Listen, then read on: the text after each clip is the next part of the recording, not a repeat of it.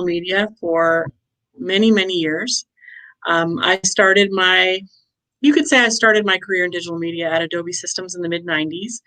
And I was involved in content and writing. My whole career, I've been involved a lot in content and writing for the web. And from there, I actually moved to Nashville, Tennessee, which is, I know, the area that you're in. And I worked for a lot of startups. It was during the tech boom. And so there was just this explosion of need for designers and developers. And I was involved in the talent industry. I worked for a streaming media company, just a whole bunch of different startups. And then I worked as a director of marketing for a mobile device company, or a director of email marketing, where I rolled out essentially everything internet for them. So I hired and fired a lot of good and bad agencies during that time, and I decided to become an agency right around 2007. And my first agency's name was Generous Marketing, and I had that agency for many years.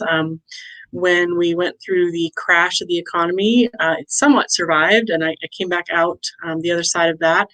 I went through a family a change, and then I put my agency aside for a while, and then I reemerged as Jennifer Noreen Consulting in 2017, and then now Beyond Brand Collective in 2020. Yeah, awesome. So it seems like all of that past experience has really helped you kind of start your own company and get that going off on a good start. So why is it called Beyond Brand Collective? What is the story behind that? So our industry has shifted in the last, really now, 7 or 8 years, away from just developing a strong brand and having that be enough. I mean, brand advertising is important in establishing who you are, with very clear visuals, and messaging is very important in the digital marketing space and in marketing in general. But it's become more important that you tell a good story online, that you have more than just a pretty logo, but also have messages about who you are, what you do for your community, what your employees do, what they may be involved in. And the reason for that is just, it seems to be a more value-driven market that we have. People want to know what your values are as people and as a company, and what you're doing to give back, not just what you're taking from the community. So Beyond Brand was my way of saying, let's start an agency that is beyond the brand. Brand is important, but how can we also tell really good stories, brand stories, and community give back stories? I have a very large passion for enabling companies to give back to their communities, especially empowering and activating the tech industry to give back to their communities. And we have a very huge tech sector here in the Pacific Northwest, where I'm located. And so that's also kind of what that name is about, is, beyond promoting a brand and a product and a service, how can we be giving back to the communities that we're taking from, and doing the best on their behalf? Yeah, I absolutely love that part about this business, is that it seems like every one of our clients has something that they give back to. And that kind of makes me feel like I have a purpose, in helping small businesses help their communities. So even if I'm not, in Washington with you, like it feels very purposeful in what you're doing. Thank you. Yeah. It's a, I don't know, I've been in this industry for over 20 years, and I think it's an age thing and a career stage thing. I think you get to a point where you just really want to be giving back yourself, but you also want to empower others to do so. And what I have learned is that as soon as I put that vision out there, I have clients that come alongside of it. And when I take on a client, maybe they're not giving back at the time, but all of a sudden the things that either they start giving back, or the things that they are already doing start to surface. And I have a client, and I won't embarrass them by mentioning their name, but I know that one of their employees is a volunteer like 70 hours a week. I don't know how she does her life. Yeah. And then she also works full time around, they have a family owned business, and she works around that. And so her volunteering and her serving in the community is paramount to her, and then her job is secondary. This is just amazing. There's still stories to tell that are not public, but there's some amazing things going on in the client base that we have. And then, of course, Mark Mills is very active in the community with housing and fair housing and homelessness, and works alongside other organizations. So sometimes it's bringing visibility to the give back that the client's already doing, and sometimes it's also giving visibility to who they're working with in the community. So, for example, Gary Parker at Barbecue to You has all these programs set up, but he really partners strongly with the Greater Gig Harbor Foundation, and that's how he gets his volunteer base. So I learn as I go about what they're doing, but also who they're working with to do the very best in the community and involve as many people as they can by coming alongside of other organizations. Yeah, It's and I very love fun. that each client has their own kind of purpose and what they're giving back to. It's always something different, which I think is awesome. There's just so many points of the community that are being, not affected, but like influenced by these people and getting all the everything. And I think that's just during the pandemic has been amazing to watch, because a lot of organizations, nonprofits that can help people pay rent, for example, have been activated through Spinnaker and Safe Harbor. I mean, they proactively help their residents and their owners, their property owners. The owners get paid the rent they need, and the renters be able to have the money to pay the rent. And the organizations existed in the community to offer that help, but a lot of residents didn't know how to access it. So I've sat back and watched Safe Harbor and Spinnaker both, which are property management firms that we work with, actively help their residents pay their rent during the pandemic, during a very stressful time. And I had a time one time when Holly at Spinnaker actually got tears in her eyes talking to me about the needs that she sees, the hunger and the I need to feed my family, and even besides the pandemic, So I get to work with just amazing people who care a lot about people. And it happens to be that my client base has a lot of people-oriented businesses in it, CPAs, and property management is a very people-oriented business. So is a barbecue restaurant, very people-oriented. So it's pretty fun. Yeah, that's awesome. So what do you think sets Beyond Brand Collective apart? Kind of what services do you offer? What makes you unique in your brand? So we offer design of websites and development of websites, the overseeing of security for websites. So if you just need a website and you want to get that going, that's something we do. We primarily develop in WordPress, but we also have Wix and Squarespace clients that we work within those platforms as well. But we really focus on WordPress. It's the world's largest platform to build in. It's very popular, and it's pretty easy to use and teach our clients how to maintain after we leave them or the website is done with.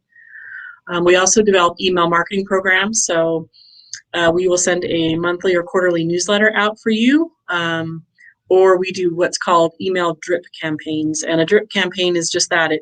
You drip knowledge and expertise about your company into the inbox of your prospect every week, maybe every 2 weeks, so that when they come to making a decision about your product or service, you're top of mind. So it's a very engaged customer, a very engaged prospect process. So I must really be interested in what you're doing if I'm willing to receive an email from you every week. So it's very powerful. If you get people that opt in to hear from you every week, it's pretty likely that they're in the market for your services, at least at some point. So drip marketing campaigns are a very powerful way to stay in touch with people until they're ready to buy. So email marketing is setting up the email newsletter or the drip campaign, managing that for you, optimizing the campaign so that it performs well, creating reports, letting you know how it's going, things like that. Of course, all the design and the copy that's involved. We have writers that work for us. We have graphic designers that help us with design, and project managers, people that oversee work. So all of those services are included in those campaigns. And then we also do social media management, which honestly, kind of a funny thing about that is I was a total skeptic about social media as a business driver. I watched social media, engaged in it on a personal basis for several years before I actually thought, okay, maybe this is actually a good thing for my clients to be doing. I was involved in a startup in Austin, Texas that was creating social media programs for the teacher community. And I started to see the value of, wow, this is a very powerful vehicle and it could be used by business. And so now, of course, I've come a long way from there, because now I manage the business social media and some personal social media, frankly, for my clients, and my team does. So we will create and post for you. We do both regular posts and stories. We also do video. We do go live broadcast video for your social media. Video is paramount, and you can't just do static posts. You have to be creating video and building a video library. So we also are involved with YouTube. So we will create a YouTube channel for clients. We are, in the last year, getting involved in the advertising aspects, the actually buying of media space and buying advertising on social media platforms. That is still developing for us. And so we also can buy media, buy targeted ads for you on Facebook, Instagram, and we're growing into being able to do that on YouTube as well. But right now, primarily what we do is create your brand, get your post going, get you a strong presence within social media. And usually that is Instagram, Facebook, Twitter, LinkedIn. We can do Pinterest if you want it. I don't have a client active on Pinterest right now, but that's a knowledge base that we have. And the analytics on Pinterest are quite amazing. So it's a good opportunity. And then also YouTube. So as a video, social channel. Yeah, I'd love to get involved with Pinterest. I think that would be really fun to do. Yeah. If you have a visual business and you have a lot of, beautiful pictures, or even, real estate is actually a good target for it. Yep. It's a very active and engaged community, and there's a lot you can do on Pinterest. So, maybe you can learn how to do that and bring that to one of our clients. Yeah, exactly. It seems like now that you can't really go on social media without, having businesses there, and that's become such a crucial part of, selling your brand, selling your business and everything. So I think it's interesting that you were so skeptical about it at first, but now it's like you can't really go without it at this point. Yeah. Well, it was created to be a very casual social medium. So the whole purpose of it was, back in the MySpace days, and it was supposed to be a place to be a real person and not to have to dot every I and cross every T, but just to, show up casually and conversationally. And so on one hand, we had to let that go a little bit, and it's become more of a formal platform.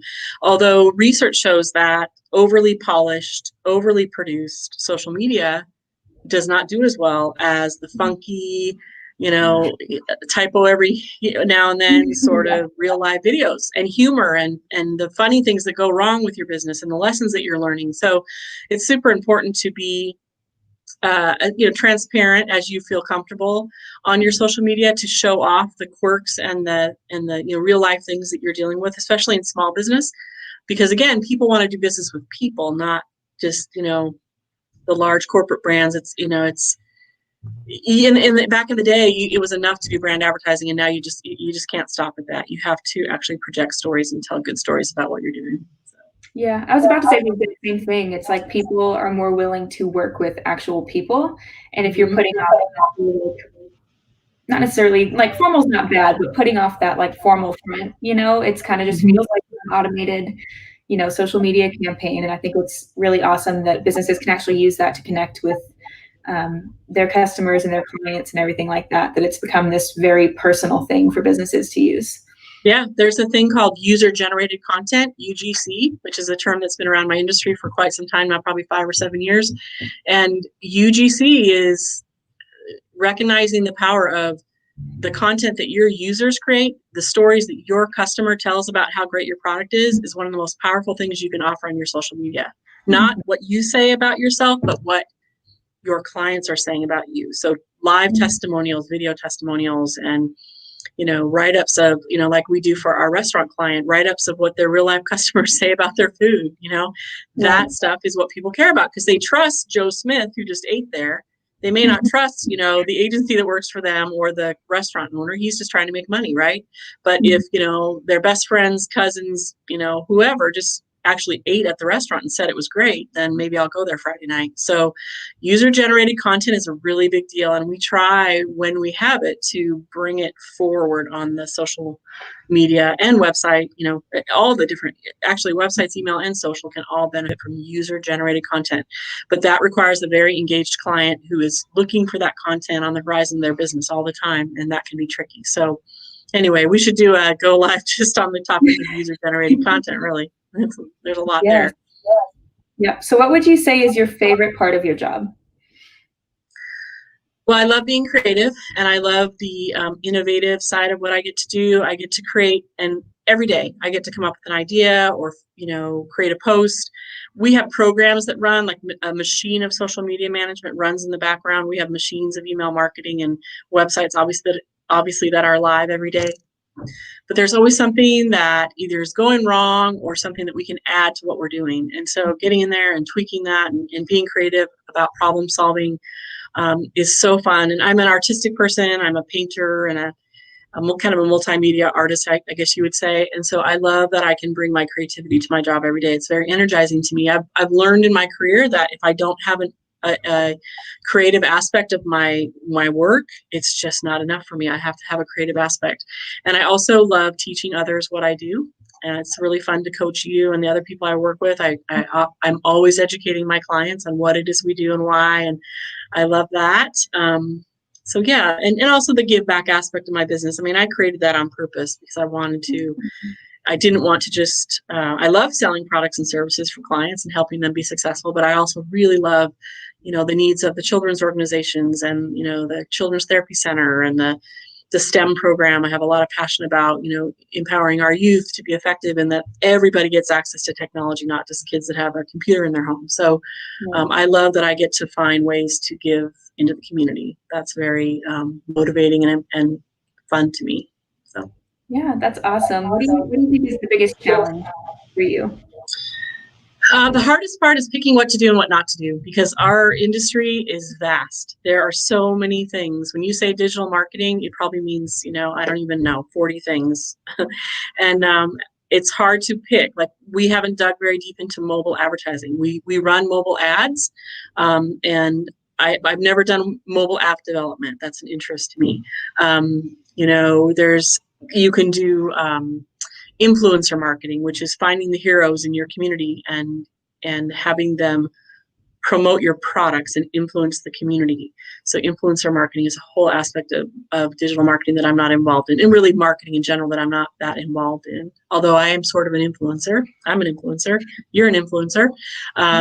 So yeah, it's hard to pick and focus on the things you're going to do. So going into this last season, it's been websites, email marketing, social media management, a lot of writing and content development. That is our focus. And I think we do all of those really well. I don't want to do too many things and not do some of them well. I want to do the very best work for our clients. So if there's something they want to do that they want us to look into to investigate for them, I'm open to that conversation, but I'm trying really hard to focus our team around certain things and get to be the very best at those. Yeah, awesome.